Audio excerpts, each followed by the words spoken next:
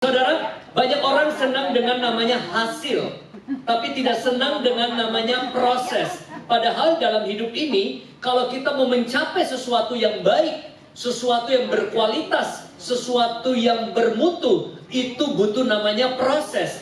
Dan kita perlu ketahui hasil yang bagus, itu butuh proses. Ibu-ibu tentu setuju, wanita mau turunkan berat badan, butuh proses. Ya, kalau pria mau membangun otot, six pack, butuh proses. Mau mengembangkan pelayanan, butuh proses. Mau bikin masakan yang sehat, yang enak daripada makanan instan, butuh proses. Mau membangun rumah tangga yang bahagia, butuh proses. Mau mengembangkan toko, dagangan, usaha yang berhasil, butuh proses. Mau melihat dampak di dalam kehidupan kita sehingga pelayanan kita bertumbuh dan berbuah secara rohani, juga butuh proses. Saudara, saya yakin orang-orang yang datang di gereja ini sampai mereka bisa melayani juga ada sebuah proses. Mungkin dimuridkan, mereka harus ikut kelas dan lain sebagainya. Nah, manusia senang dengan namanya hasil yang instan, tapi Tuhan ingin menghasilkan intan dalam kehidupan kita. Saudara, makanya kalau kita lihat cara kerja Tuhan, Tuhan selalu melakukan segala sesuatu dengan proses. Penciptaan alam semesta ini dilakukan dengan sebuah proses. Kita lihat tumbuh-tumbuhan, ada namanya fotosintesis, ya, bagaimana sampai bisa dari benih bertumbuh sampai menghasilkan buah. Itu tidak instan, itu proses. Ya, sebuah makhluk hidup, seekor makhluk hidup pun mereka mengalami proses. Kita tahu ada istilah, makanya lambangnya apa, kupu-kupu metamorfosis. Begitu pula sebentar lagi kita merayakan Jumat Agung, kematian Kristus di kayu salib dan kebangkitannya adalah sebuah proses penyelamatan saya dan saudara. Tepuk tangan buat Tuhan Yesus. Makanya saudara, tentu kita tahu makanan instan dengan makanan yang digodok, diproses, ya, berjam-jam, itu beda hasilnya, beda harganya, beda gizinya. Hari ini saya mau mengajak kita belajar trust dan enjoy proses dalam hidup kita. Katakan amin. Saudara, saya akan memperlengkapi khususnya para wanita yang mayoritas yang ada di ruangan ini, bagaimana sebagai wanitanya Allah, ketika kita lalui proses dalam hidup, kita siap menjalani hari-hari kehidupan kita. Katakan amin. Ada 7 P yang akan kita pelajari bagaimana melalui proses dalam hidup. P yang pertama adalah purpose, ya. Nanti semua ada bahasa Indonesianya, ya. Purpose itu adalah tujuan. Artinya apa? Kalau saudara dan saya lalui proses, berarti Tuhan punya tujuan dalam hidupmu dan saya. Dan salah satu tujuan Tuhan, kalau kita baca di Alkitab, membuat saya dan saudara semakin hari semakin indah, semakin serupa dengan Kristus. Katakan amin. Ya. Mungkin kita seorang ibu rumah tangga, tapi ibu rumah tangga yang semakin serupa dengan Kristus. Mungkin kita seorang pedagang yang semakin serupa dengan Kristus. Mungkin kita seorang karyawan, tapi karyawan yang semakin serupa dengan Kristus. Mungkin kalau saya bicara sama anak-anak sekolah, mungkin kau anak sekolah, mungkin kau anak mahasiswa, tapi yang serupa dengan Kristus. Katakan amin. Bukan cuma pendeta yang harus serupa dengan Kristus. Kita semua Tuhan mau ubahkan semakin serupa dengan Kristus. Amin. Dan supaya apa? Kita menjadi pribadi yang indah dan berkualitas. Nah, kita lihat ayatnya, saudara. Di situ dikatakan di dalam 2 Korintus 3 ayat 18. Saya akan bacakan buat saudara. Dan kita semua mencerminkan kemuliaan Tuhan dengan muka yang tidak berselubung. Dan karena kemuliaan itu datangnya dari Tuhan yang adalah Roh, kita baca sama-sama, maka kita diubah menjadi serupa dengan gambarnya dalam kemuliaan yang semakin besar. Dari sinilah kita pernah dengar ayat from glory to glory, dari satu kemuliaan pada kemuliaan berikutnya. Saudara, kalau kenal saya 25 tahun lalu, 30 tahun lalu, 40 tahun lalu, hidup saya nggak seperti ini. Nanti saya akan kesaksian, ya. Saudara, saya ini terus melalui proses dalam hidup sehingga saya bisa menjadi seorang hari ini. Dan saya percaya ini belum selesai. Masih ada banyak keindahan, banyak kualitas yang lebih baik yang saya nanti harusnya hidupi dan saudara hidupi. Jadi jangan puas jadi orang Kristen yang cuma datang gereja, aktif di gereja, tapi kita harus berproses supaya hidup ini ada progres. Asal kita jangan suka protes. Ya, amin. Nah, saudara, makanya yang kedua, ini yang menarik. Selain kalau kita ada proses dalam hidup, itu ada purpose Tuhan, ada tujuan Tuhan. Tapi Tuhan seringkali mengizinkan people. People itu apa? Orang-orang yang ada dalam hidup kita untuk menjadi sarana proses kita. Nah, ini yang kita harus siap. Seringkali people ini siapa? Bisa jadi orang paling dekatmu, suamimu yang proses hidupmu. Bisa jadi anakmu sendiri yang proses hidupmu. Bisa jadi menantumu, bisa jadi mungkin iparmu sendiri, atau bisa jadi teman sepelayanan. Ya, makanya konsep kekristenan beda dengan kepercayaan lain. Kita itu tidak disuruh untuk jadi kudus. Kita tinggal hidup sendiri di hutan, naik tinggal di gunung bertapa, ya meditasi, ya jauh dari keramaian. Oh, bukan begitu cara Tuhan. Cara Tuhan memproses kita, dia bilang apa? Bersekutu, fellowship, ada komunitas. Itu cara Tuhan. Karena dari situlah kita bisa diproses. Lewat siapa? Coba lihat kiri kananmu. Bisa jadi dari kamu. Iya. Izin tanya, di GBI Citra Family ini selain acara ini WBI ya, ada nggak komunitasnya? Apa namanya di sini? Komsel. Oh, itu bagus sekali. Saya ini sudah mimpin kelompok sel dari 20 tahun yang lalu. Sekarang bukan lagi mimpin sel, memimpin pemimpin-pemimpinnya semuanya, ya. Jadi saya tahu sekali namanya kehidupan suka duka komsel, dan itu sangat baik menjadi sarana proses kita. Kalau cuma datang di WBI begini semuanya indah-indah, shalom, haleluya, puji Tuhan, selesai. Masuk di komsel bertahun-tahun baru kelihatan siapa yang rajin kalau ada makanan. Siapa yang kalau pulang bungkus? Siapa yang suka berbagi? Masih kurang ya? Aku beli martabak ya. Aku bawa bakmi ya. Ada yang murah hati di situ kelihatan. Yang pelit kelihatan. Ya kalau ada susahnya baru cari. Ya kalau ditanya di WhatsApp grup apa, gak ada jawaban. Ya nanti kalau sudah ada maunya baru cari. Oh, saya udah ngalami saudara. Ya. Saya tahu sekali kehidupan menjadi seorang pemimpin komsel. Ada pemimpin komsel di sini? Oh, banyak. Wah, kadang-kadang kita sendiri punya masalah, urusin masalah orang lain, masih mending ya. Tapi yang kadang-kadang yang kita urusin nggak tahu diri. Tapi ingat, itu yang membuat kau jadi indah. Amin, saudara. Ya, dan proses itu butuh orang lain. Jadi ingat, kalau ada orang-orang yang Tuhan izinkan datang dalam hidupmu, bikin naik darah, ngeselin, belagu, ngeyel, suka ngeluh, itu sarana proses kita. Amin. Yesus saja dikelilingi dengan murid-murid yang macam-macam kelakuannya. Ya, bahkan dihianati, saudara. Kenapa? Karena Tuhan mau kasih gambaran bahwa kehidupan itu tidak lepas dengan orang-orang yang mungkin tidak seperti yang kita harapkan. Tapi kita harus bisa belajar menerima apa adanya, bukan ada apanya. Saudara, saya ingat satu kesaksian. Saya kan dulu mimpin sel lama. Ada satu pria dibawa pacarnya. Pacarnya ini wanita, sudah lama bersama kita. Dia bawa pacarnya ikut di kelompok sel kami.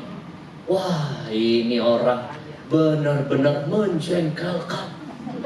Datang gereja aja sudah berdebat, bawa alat itu makalah debatnya. Oh, saya nggak setuju begini, ya udah kita jelasin begini. Akhirnya ribut. Yang cewek udah nggak di kita, dianya nyangkut setia sama kita lagi. Herannya, ya walaupun menjengkelkan tapi setia. Orang lain kalau kita mau sel nggak jawab, dia sudah dari 1 minggu sebelumnya ada sel tak? Bayangin itu ya, sampai orang-orang di kelompok sel, teman-teman sudah banyak yang nggak mau dekat dia. Kenapa? Nanti ribut, orangnya sensitif. Jadi kalau kita ngomong-ngomong di sini ya, pernah di gereja saya ngomong-ngomong, dia di sana, sebentar dia marah. Oh, kamu ngomongin saya, nggak ada yang ngomongin dia. Jadi dia suka sensitif. Saya pernah perasa, padahal usianya tuh di atas saya beberapa tahun. Ya, tapi belum menikah dia. Oke. Pernah saya bawa ikut mobil saya pergi pameran, lihat-lihat pameran di PRJ atau Kemayoran, itu ada pameran mobil, ya jalan-jalan gitu ya. Jadi kita kan lihat-lihat. Saya entah gimana kan ditawarin apa ya, saya dengerin aja penjelasan mobil apa. Dilihat dari jauh, ngamuk loh. Dia bilang apa? Kamu ada pengen beli mobil nggak kasih tahu saya ya? Akhirnya apa? Bisa kami dengan mau ikut saya pulang. Saya bilang lebih-lebih dari istri saya loh.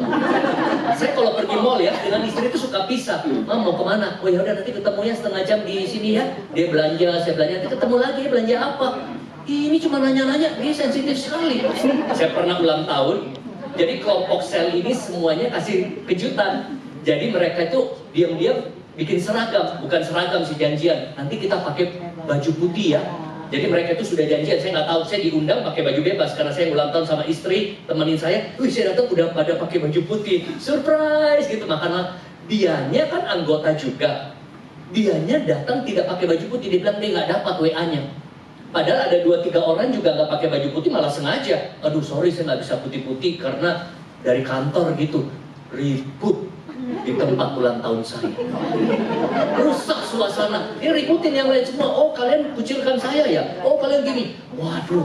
Jadi dia sejak ikut di kelompok sel saya, nanti ribut sama pekerja gereja, nanti ributin saya, nanti ributin teman, nanti ributin guru sekolah minggu, ribut sama bapaknya, ribut sama kantornya, nanti pindah lagi kerja. Lama-lama saya bilang, problemnya itu di kamu.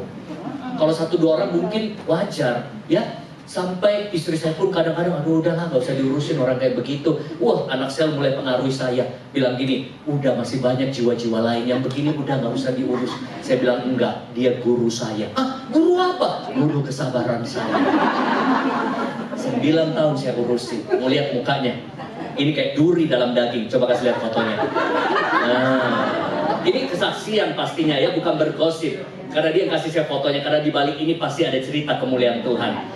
Karena saya bimbing dia dengan sabar, walaupun bikin kesel, saya nggak mungkin pecat dia, karena dia bukan pegawai, dia anggota sel, rajin tapi ngeselin. Itu repotnya kalau Paulus bilang mungkin duri dalam daging. Tapi karena saya doakan, dia punya satu problem, tidak ada yang mau sama dia. Wanita ya udah di gereja kami terkenal kartu mati, gak ada mau dekat dia. Tapi Tuhan baik, karena saya bimbing dan dia mau berubah, dia dapat wanita cantik tapi dari gereja lain. Nah ini istrinya, kita lihat ya. Next kita lihat, wah ini waktu dia menikah ya. Waktu dia menikah, wah heboh di gereja. Kenapa? Lumayan ya, cantik ya. Nah, dan selisih 12 tahun loh, lebih muda dari dia. Wah, dan saya salut sama wanita ini. Bisa terima karakternya, bisa terima dia apa adanya dan mencintai dia dengan tulus. Karena kalau di gereja kami, udah gak ada yang mau. Tapi diberkati di gereja kami, akhirnya kami bimbing. Waktu pemberkatan nikah, ada teman senggol-senggolan. Wah kurang ajar ini. Tahu nggak bilang apa? Mujizat masih nyata.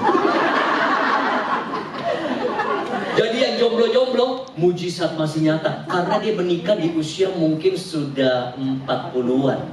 Ya, 40-an. Dan pacarnya akhirnya jadi istri, selisih 12 tahun. Ada lagi satu temen nakal mulutnya nih. Dia bilang apa?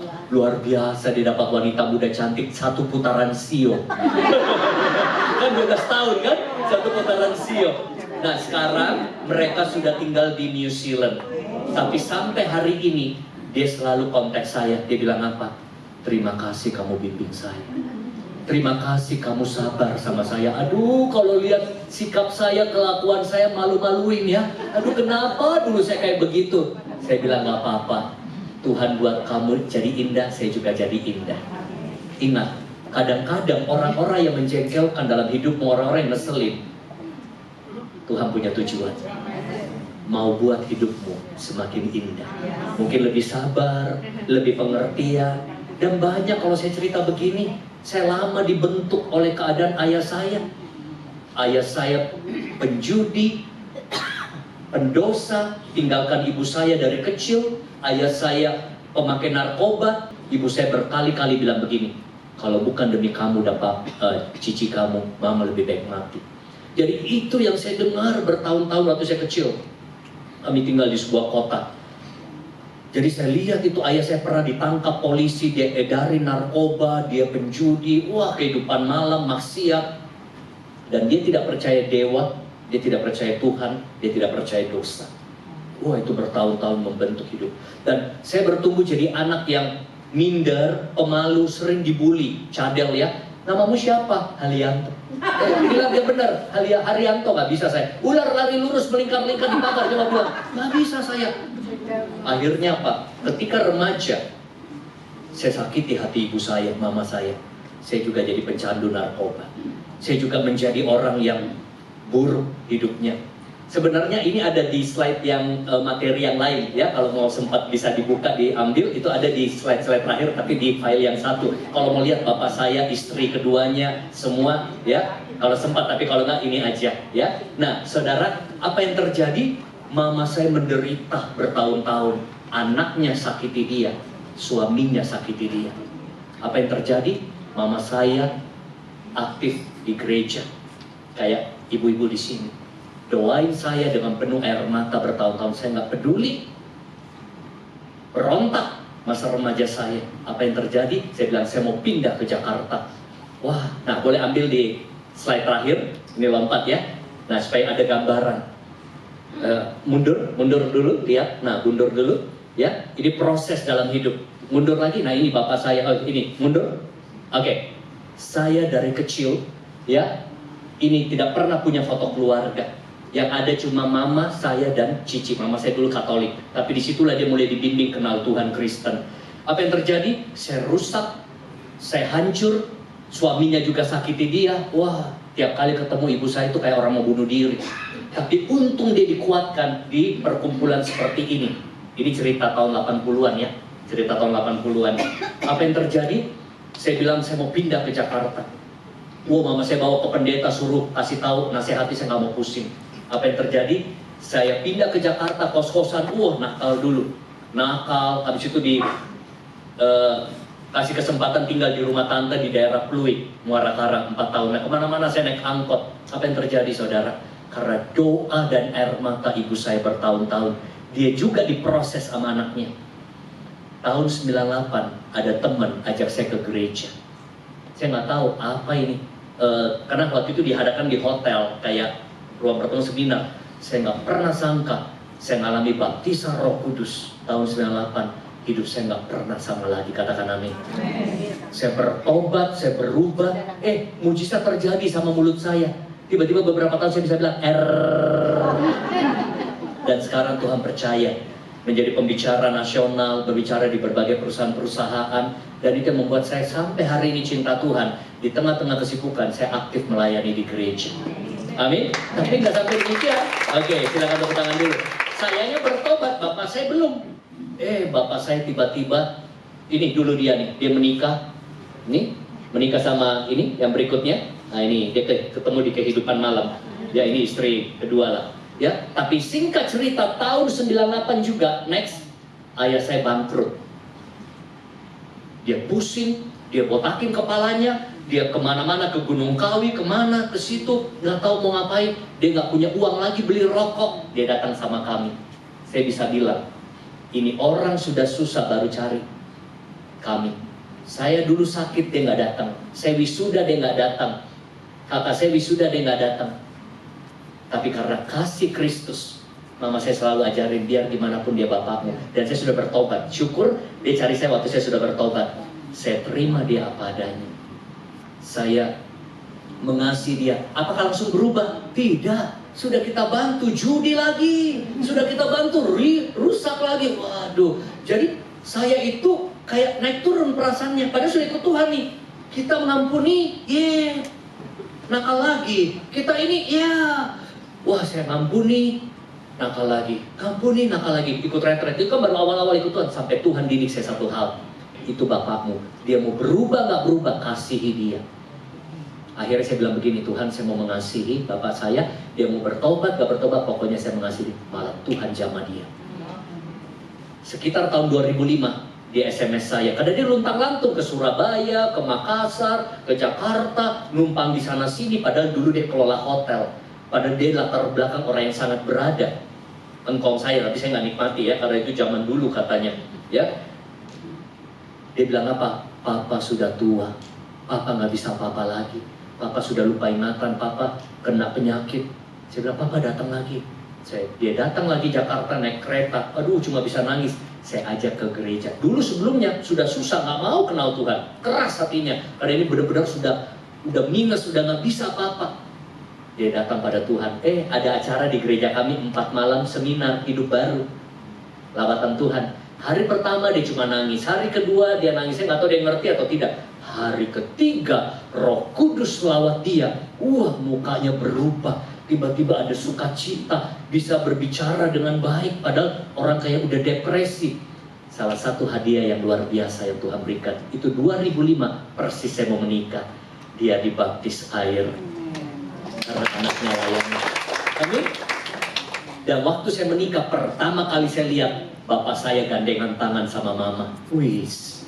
Dan cepat-cepat saya abadikan foto bersama tahun 2005. Coba lihat, ya, 2005 akhirnya kami punya foto keluarga.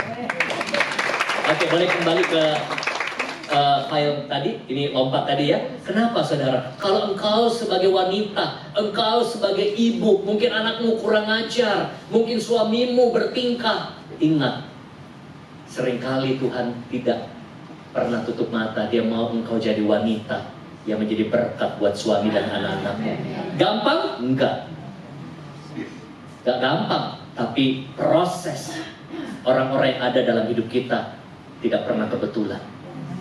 Amin. Cukup satu orang yang percaya, dia bisa menangkan keluarganya. Nah, saudara, makanya people itu berbicara orang-orang yang ada dalam kehidupan kita. Bisa jadi sarana proses hidup kita. Tapi bukan cuma menjengkelkan. Bisa juga berupa dia gembala ada dalam hidup kita yang menasehati. Itu memproses kita. Ada pembimbing yang menegur kita, memberi nasihat, ada mentor, ada ketua kelompok sel. Itu juga orang-orang yang bisa proses hidup kita lewat didikannya. Jadi selalu jadi orang mau terima masukan dari orang lain, mau terima nasihat dari orang lain, karena itu bisa Tuhan pakai untuk mendidik kita. Amin saudara. Kita lihat ayatnya. Besi menajamkan besi, orang menajamkan sesamanya. Tapi kalau Anda ikut konsep kepercayaan lain yang cuma tinggal sendiri di hutan, ya begitu-begitu aja hidupmu, nggak ada orang yang bisa proses hidupmu. Makanya jangan lari dari persekutuan. Dengan berkumpul begini, kita lebih saling mengenal, lebih saling membentuk, lebih saling pengertian. Bahkan sesama pelayanan wanita pun kadang-kadang kan, aduh kok dia begitu ya, kok begitu ya. Tuhan mau untuk kita belajar saling mengasihi. Katakan amin. Berikutnya, yang ketiga. Nah, yang pertama purpose, tujuan. Yang kedua people, orang-orang dalam hidup kita. Yang ketiga problem. Berarti sarana Tuhan proses kita bisa juga bentuknya apa? Problem. Ada masalah, ada kesulitan, ada penderitaan, ada sakit penyakit. Itu bisa terjadi. Bukan Tuhan yang menimpakan, tapi Tuhan bisa izinkan. Karena Allah kita Allah yang turut bekerja dalam segala sesuatu untuk mendatangkan kebaikan lewat sakit, lewat masalah, lewat PHK, lewat ekonomi, lewat toko yang tutup, lewat kita mungkin diperlakukan buruk. Tuhan bisa bekerja menyatakan kebaikan. Jadi kita nggak kaget-kaget jadi orang Kristen. Kalau kita sudah paham ini, Tuhan, aku aktif di WBI, aku rajin gereja minggu, aku bayar perpuluhan, aku pelayanan. Kenapa ini terjadi, Tuhan? Seakan-akan kalau udah pelayanan nggak boleh terjadi masalah. Jangan kaget, masalah tetap bisa ada. Tapi kalau engkau responi dengan tepat melalui problem, keindahan Kristus nyata dalam hidupmu. Saudara, saya bukan cuma jago ngomong di depan. Saya sudah lalui banyak sekali problem dalam hidup. Ya tadi kan problem orang tua, belum lagi ada kesaksian tentang anak saya lain lagi. Ya, kemarin saya khotbah di gereja saya khotbah anak saya 17 tahun kesaksian, pada nangis semua. Saya bilang bertahun-tahun anak saya bentuk hidup saya. Tiap tahun bikin kasus di sekolah. Bayangin orang tahu siapa saya. Anaknya pukul teman, bikin nangis guru, coret mobil orang di kompleks sampai basah kotor. Waduh. Tapi karena saya doai, saya selalu perkatakan firman, di usia 15 tahun Tuhan ubahkan hidupnya, nggak nanggung-nanggung. Tuhan ubahkan dan dia jadi dampak sekarang di Indonesia. Wah, viral kemarin Instagramnya. Wah, dia jadi pemimpin anak-anak muda. Bagaimana bisa bangun perusahaan, anak muda 17 tahun bangun perusahaan hampir 30 orang kurang lebih tim karyawannya. Dan menghasilkan ratusan juta per bulan. anak 17 tahun, makanya viral, diundang di mana-mana, cerita apa yang kamu punya, cerita. Dan situ saya kesaksian, bagaimana saya begitu, hati saya itu dibentuk sama anak sendiri. Tapi dia juga cerita bagaimana dia menghadapi orang tuanya, akhirnya memberkati banyak sekali keluarga-keluarga. Baru pada datang, iya anak saya juga berontak Pak, anak saya begini. Tapi kan saya dulu yang cerita, baru mereka berani terbuka. Anak saya di luar negeri tapi udah kayak bukan anak saya Pak. Nah, artinya apa? Lalui problem kok. Dari bapak saya lah, hidup saya. Belum lagi masalah keuangan sudah pernah dilalui. Masalah penyakit. Contoh lah, penyakit contoh misalnya. Jadi banyak kumpulan koleksi problem saya. Gak apa-apa, semakin banyak kumpulan problem saya, semakin banyak kesaksian saya. Kadang-kadang ya, dulu saya sering bersaksi tentang bapak saya dulu tuh. Lama-lama orang yang sudah dengar bosan. Ada lagi kesaksian anak. Ada lagi kesaksian investasi di nggak dibalikin orang, ada lagi kesaksian sakit, ada lagi kesaksian ini, banyak koleksi saya. Tapi kalau lalui air mata, kasih tau sampingnya jangan takut masalah. Lihat ya, satu. Oke, next kita lihat. Bergembiralah akan hal itu, kata 1 Petrus 1 ayat 6 sampai 7. Sekalipun sekarang ini kamu seketika harus berduka cita oleh berbagai-bagai pencobaan. Ya, Alkitab bilang apa? Lucu ya. Bergembiralah seketika walaupun kamu berduka cita. Bagaimana gembira berduka cita nih ya? Oleh berbagai-bagai pencobaan. Nah ini, maksud semua itu untuk membuktikan kemurnian imanmu yang jauh lebih tinggi nilainya daripada emas yang fana, yang diuji kemurniannya dengan api, sehingga kamu memperoleh puji-pujian dan kemuliaan dan kehormatan pada hari Yesus Kristus menyatakan dirinya. Artinya apa? Ketika kita melalui banyak problem, masalah, tantangan, di balik semua itu Tuhan bisa pakai memurnikan iman kita. Tekanan menunjukkan siapa saya dan saudara. Kalau lagi di panggung begini kelihatannya baik-baik saja. Lagi di WBI begini semuanya asik-asik aja. Tapi kalau tertekan itu baru kelihatan aslinya. Nah, saudara, lihat ada satu foto. Next. Kita lihat satu waktu saya lagi olahraga, kok di sini ada kayak jerawat. Ya kalau buat saya jerawat gak masalah. Walaupun sebagian wanita bermasalah kalau ada jerawat. Satu jerawat rasanya kayak kanker katanya. Nah, tapi kok perih? Saya foto, saya kirim ke dokter kenalan saya. Oh, dia bilang ini herpes ini.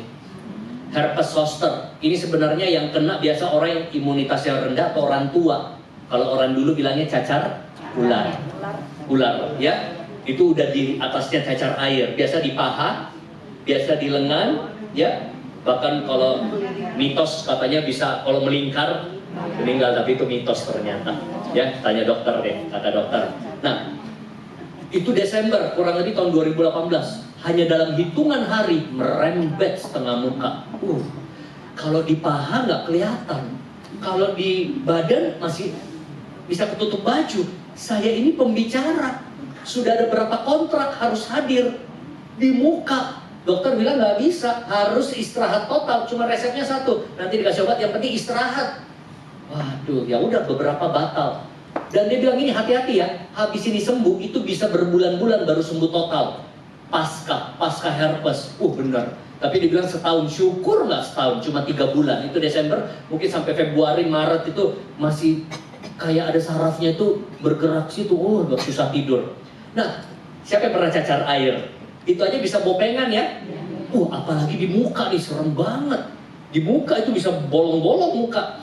Tapi apa yang saya beritahu, di tengah-tengah saya ngalami ini, mulut saya tidak bersungut-sungut. Saya selalu bilang, Tuhan tetap baik. Tuhan luar biasa. Akhirnya saya bisa lalui dan jadi kesaksian. Amin. Nah, next lagi. Lalu, ini cerita waktu tahun 2020, COVID.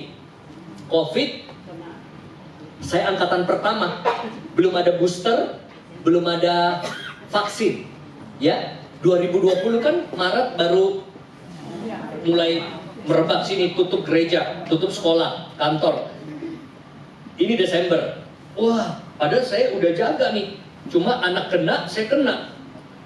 Padahal itu malam itu, sorenya saya dapat hasil positif. Malamnya saya masih khotbah Natal kalau nggak salah online. Saya tetap semangat tapi sudah demam. Saya nggak kasih tahu mereka dulu. Ya, saya tetap kuatkan diri saya. Dokter di fluid, waktu cek CT scan dia bilang istirahat 5 hari. Istirahat 5 hari tambah ganas. Tambah drop, panas dingin, hilang penciuman, mulai halusinasi. Anak saya sih nggak terlalu parah karena cowok kan masih muda. Saya datang lagi berobat di rumah sakit fluid, dia bilang, Pak, CT scan lagi. Saya CT scan, dia bilang paru-parunya tambah putih, Pak. Padahal sudah dikasih Avigan, itu antivirus. Dan dokter juga masih bingung tuh gimana cara pengobatan, masih awal-awal ya. Dan COVID waktu saya lalui itu masih COVID di mana orang itu masih malu kalau ketahuan. Kalau besok-besok sekarang kan COVID, lagi COVID, isoman dulu, posting di konten itunya. Kalau itu dulu malu loh kalau tetangga tahu. Jadi kita kasih tahu jangan sampai tetangga, kita cuma kasih tahu beberapa orang gereja. Malu nanti semua pikir ada apa, nanti ada garis polisi lagi. Ya, apalagi kalau ada yang jemput kita itu pakai APD, itu kan ngeri dulu. Jadi kayak seakan-akan aib, seakan-akan tabu ya. Nah itu kan awal-awal. Apa yang terjadi? Dokter bilang gini, Pak, cepat-cepat diopname. Kalau enggak, sesak nafasnya sebentar. Karena dilihat dari 5 hari sebelum tambah merajalela nih, ini udah putih nih. Padahal itu belum sesak saya. Gara-gara dia bilang sebentar lagi sesak, rasanya sesak bener. Saya bilang ada kamar nggak di sini? Rumah sakit fluid full. Apalagi, langsung panik kan? Karena takut nih sesak jangan sampai butuh ventilator. Ya, teman-teman cari bantu. Katanya di Abdi Waluyo penuh, rumah sakit Siloam penuh, PIK penuh. Akhirnya kenal teman orang dalam, dokter dalam, Geraha Kedoya katanya ada besok. Saya udah pegang nih, ada SMS, WA, pegangan teman punya kenalan, nanti dapat kamar di situ. Itu malam saya nggak bisa tidur. Seumur-umur saya nggak pernah dirawat di rumah sakit. Paling cuma batuk, pilek, flu, apa. Aduh tegang sekali saya rasa. Dan saya berpikir, kalau saya pergi rumah sakit, apa bisa pulang lagi nih ketemu istri? Udah takut. Tapi saya datang, saya bawa diri saya sendiri, udah ngantar itu udah drop banget. Pakai celana pendek, udah nggak ada kayak begini lah, udah datang ke rumah sakit Geraha Kedoya, ditolak.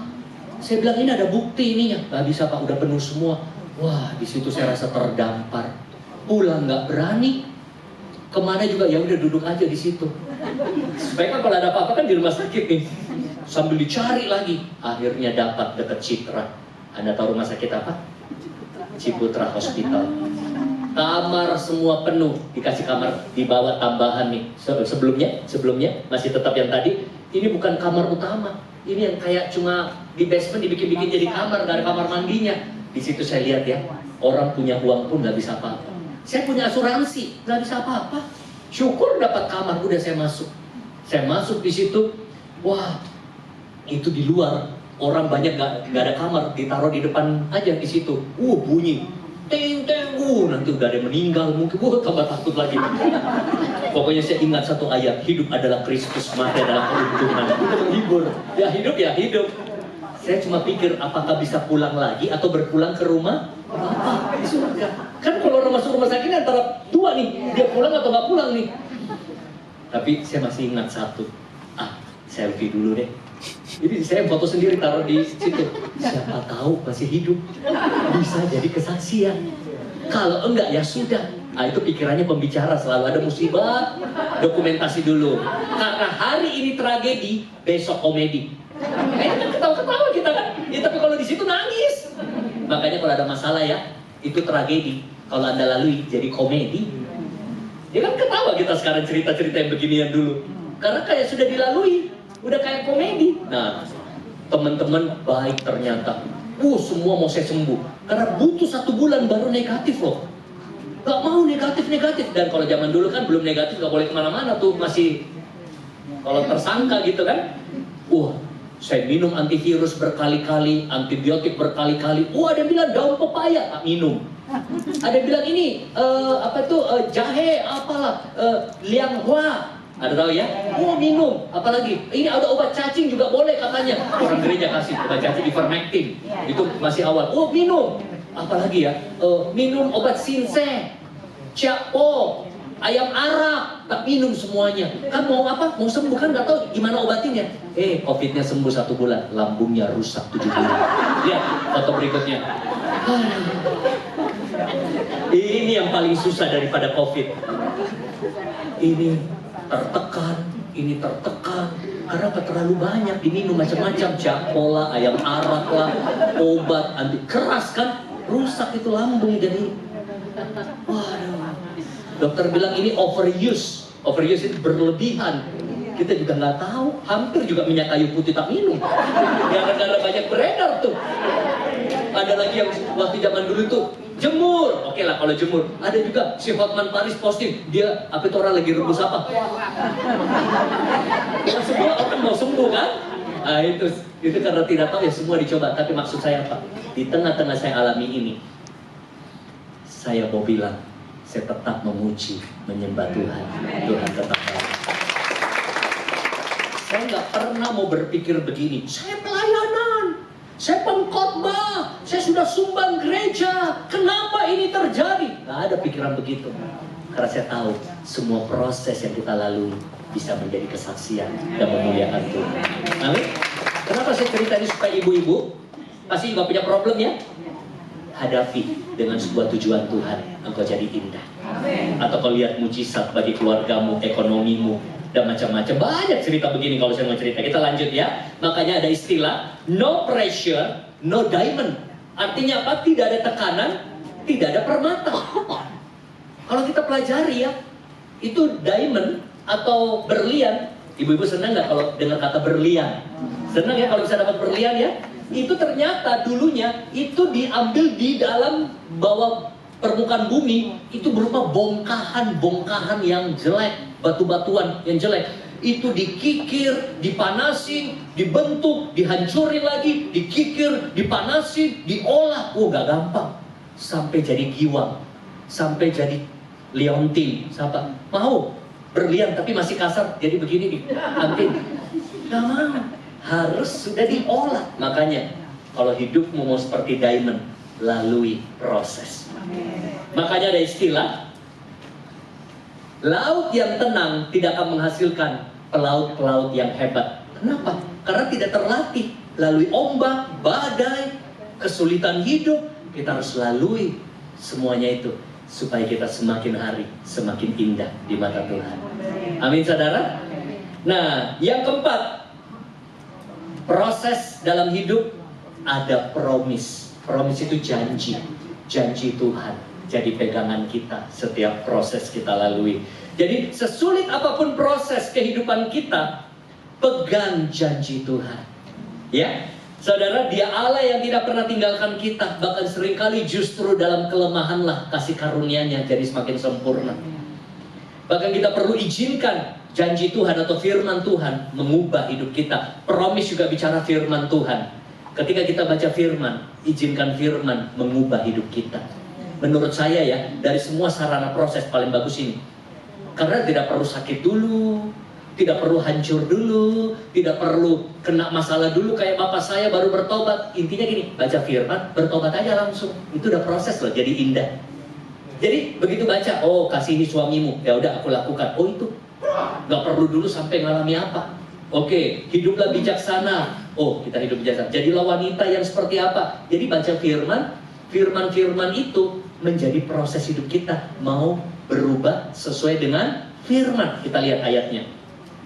Dikatakan apa di situ? 2 Timotius 3 ayat 16. Segala tulisan yang diilhamkan Allah atau Alkitab kita memang bermanfaat untuk apa? Mengajar, untuk menyatakan kesalahan, untuk memperbaiki kelakuan, dan untuk mendidik orang dalam kebenaran. Artinya dengar firman, lakukan, itu udah proses.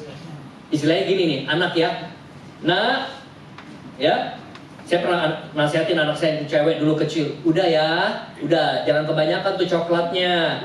Udah jangan kebanyakan tuh goreng-gorengannya. Kita lagi liburan. Itu kan kayak firman. Dia nggak mau denger.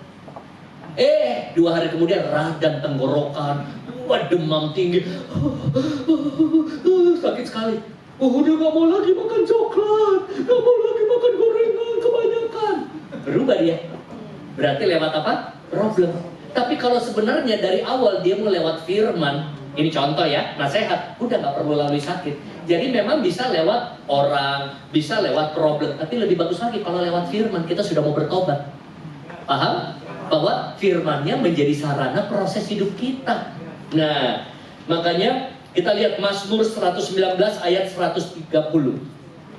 Bila tersingkap, atau bahasa lainnya, bila terwahyukan, bila tercerahkan, bila terdapat rema, firman-firman-Mu memberi terang, memberi pengertian kepada orang-orang bodoh.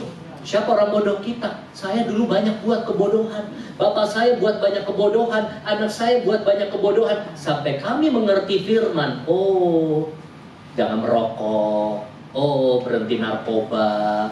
Oh, jangan kasar sama istri. Oh, jangan nipu orang. Oh, kalau bisnis harus jujur. Itu kan kita dapat pencerahan.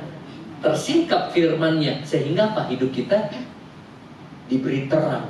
Nah, diberi pengertian. Yang kelima, ada power. Power bicara kuasa. Kuasa apa, saudara? Roh Kudus. Menjadi kekuatan dalam proses. Apalagi Alkitab katakan bagi setiap orang yang percaya diberinya kuasa. Ya, kuasa menjadi anak Allah. Kuasa Roh Kudus ada bagi orang percaya. Saudara, jadi kalau saudara lalui proses, saya lalui proses, kadang berat. Kadang lalui dengan air mata. Kadang dengan kecemasan. Tapi ingat, andalkan Roh Kudus. Minta pimpinan Roh Kudus, minta tuntunan Roh Kudus menyertai kita selalu. Bekerja sama dengan kuasa Roh Kudus supaya ada perubahan nyata dalam proses hidup kita, dan izinkan Roh Kudus mengubah kita dari dalam keluar. Saya belajar hampir setiap hari, saya bilang, Roh Kudus pimpin aku. Roh Kudus, aku mau melayani, urapi aku, taruh perkataan-perkataanmu. Roh Kudus, apa yang kau ingin aku sampaikan? Ya, jarang loh saya tiba-tiba last minute tiba-tiba ganti khotbah. Sudah siap kan semua, tapi entah begitu mau duduk, tok. Sampaikan tentang proses. Ya. Nah, mungkin kemarin saya bagus saya mau khotbah tentang kasih. Ya, bisa jadi kasih itu saudara sudah biasa tentang kasih, tapi proses mungkin sesuatu yang kita butuhkan dengar hari ini. Amin. Ya udah, saya izin. Bisa diubah, oke, boleh. Jadi itu tiba-tiba ada tek di hati gitu, kok kayaknya ini ya yang saya sampaikan di panggung ini. Nah, jadi belajar peka sama Roh Kudus. Kadang-kadang kita lagi masak, tek diingatin seseorang, telepon, doain, ya bisa terjadi. Minta pimpinan Roh Kudus, minta hikmat, minta ide, minta strategi. Dan dua hal terakhir ini yang luar biasa. Kalau kita lalui proses dengan benar, kita akan hidup mengalami progres. Kita lihat yang keenam, progres. Katakan sama-sama progres. Apa itu progres? Hidup yang makin maju. Ada kemajuan di pekerjaanmu, di bisnismu, di anak-anakmu, di rumah tanggamu, di kesehatanmu. Siapa yang mau hidupnya ada progres? Katakan amin. Amin. Nah, lalui proses. Itu layaknya seperti seorang ibu yang mengandung anaknya selama berapa bulan? 9. Saya nggak pernah mengandung, ibu-ibu sudah mengandung, beberapa di antara Anda. Ya, jadi yang pernah mengandung pasti tahu. Karena saya lihat istri saya mengandung, saya lihat kakak saya mengandung. Ada teman-teman kami mengandung normal-normal saja, tapi ada juga yang penuh keluhan. Kayak kakak saya, cici saya, aduh dia nggak bisa cium bau bawang, aduh mau muntah rasanya. Ada yang, aduh kalau sudah berapa bulan itu kayaknya berat ya, kayaknya pinggang sakit, ada tekanan darah naik, ada namanya tuh apa tensi apa gitu. Nah, apa? Ada yang tahu? Ada istilahnya, pernah itu ibu pendeta saya gitu tuh. Ya, gembala saya itu, wah itu bahaya sekali karena tekanan darah tinggi sekali, bisa bahaya buat ibunya. Siapa yang alami masa mengandung yang agak sulit? Ya, nah itu bisa terjadi, saudara. Nah, coba bayangin ini proses kan? Tapi ada progres gak dari bulan ke bulan? Janin itu terbentuk ya. Coba kalau baru 2-3 bulan, dok, waktu di USG, dok kayaknya udah boleh keluarin ini, udah 3 bulan berat ini. Hasilnya apa? Oh, belum jadi. Bahkan kalau dia 7 bulan aja disebut apa? Prematur. Makanya, tapi begitu sudah lahir, itu kayak sakitnya, semua duka citanya, beratnya, hilang diganti dengan sukacita. Ya? Makanya ada juga yang bilang, aduh berat, udah hamil, udah begitu deh, tahun depan udah ada lagi. Dan saya heran, orang dulu anaknya banyak. Bapak saya 14 saudara kandung. Ibu saya 4 wanita, 4 pria. Berarti om tante saya total 8. Ada yang saudaranya juga banyak? Banyak ya? Sekarang 1, 2 gitu ya. Entah kenapa itu ya. Produksi terus. Saya waktu istri saya, anak kedua, kita di rumah sakit Grand Family, ya. Saya lupa yang di Pluit Mas atau di Pik ya, yang di Elang Laut situ. Anak kedua, kalau pertama lahir normal tapi pakai epidural. Itu supaya nggak sakit kan, satu suntikan itu bisa 1 jutaan. Yang kedua saya temenin di dalam. Wah, kelihatan aslinya istri. Istri saya baik, sabar. Tapi hari itu teriak-teriak. Dia pegang saya. Dokter, nangis sekali. Susternya bilang, ya tunggu. Ternyata dokter epiduralnya kena macet. Jadi dia rasa sakit sekali, nggak ada suntikan itu. Tiba-tiba dokter kandungan ada. Cuma masalahnya kan pembukaan 1, 2. Tiba-tiba, belum kesuntik, udah brojol. Dalam hati suami hemat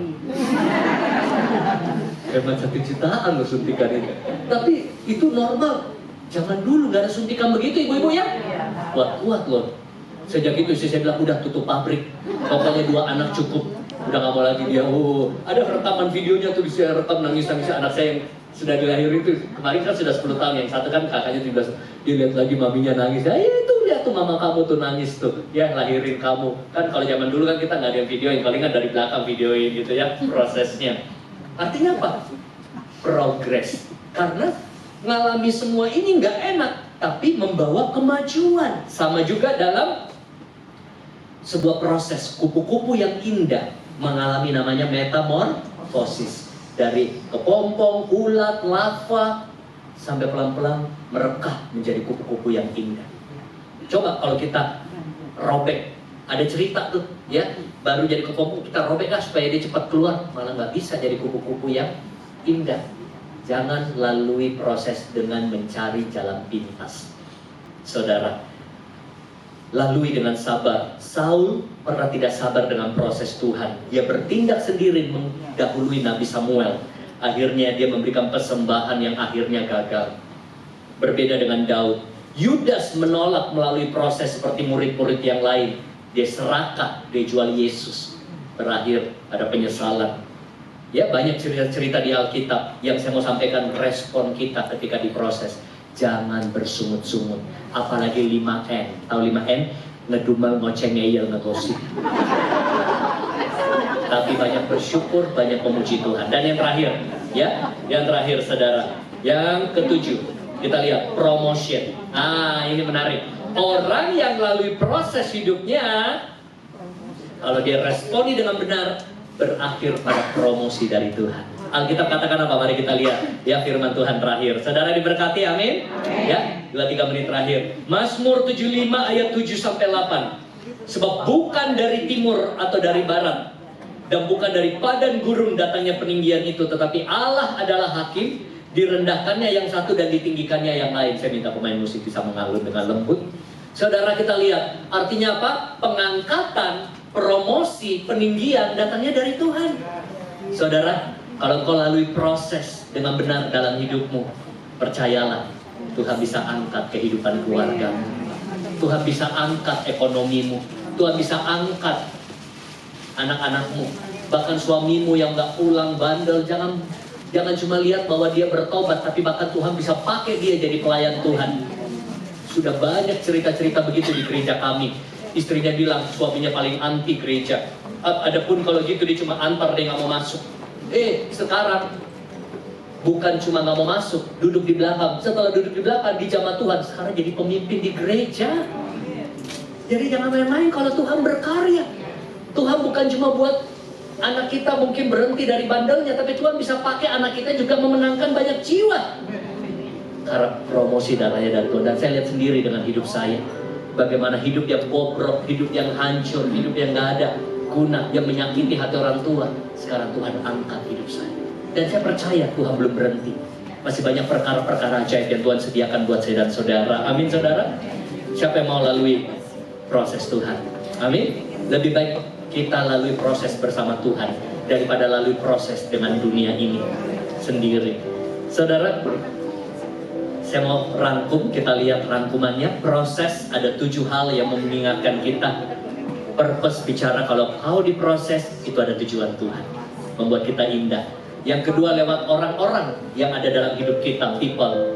Mungkin bisa lewat masalah, kejadian buruk, musibah, penyakit, dan hal-hal yang tidak enak berupa problem.